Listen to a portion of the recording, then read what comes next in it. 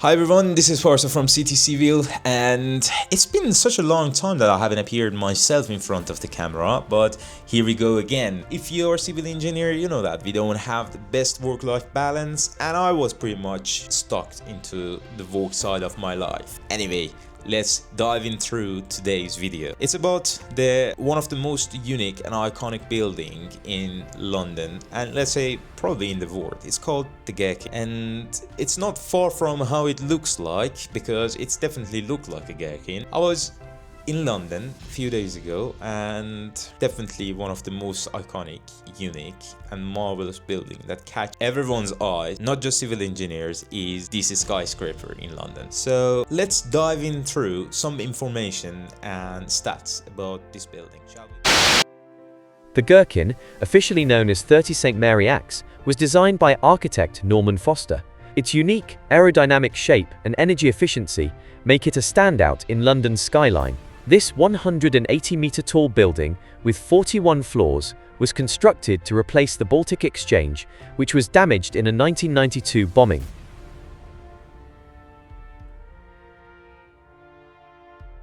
Let's break down the construction process. Every structure has these main construction phases. Foundation work. First, the foundation work began with extensive excavation and piling, followed by reinforcement and concrete pouring to support the massive structure. Structural skeleton. Next, the steel framework was erected. The Gherkin features a diagrid structure, a network of diagonal beams, which provides both strength and aesthetic appeal. Facade installation. Then came the facade installation. The building's double glazing glass panels were carefully arranged to enhance energy efficiency and reduce heat gain, while allowing natural light to flood the interior. Interior fitting. Finally, the interior fitting took place, creating modern office spaces and amenities. The design incorporates natural ventilation, making it one of London's greenest skyscrapers.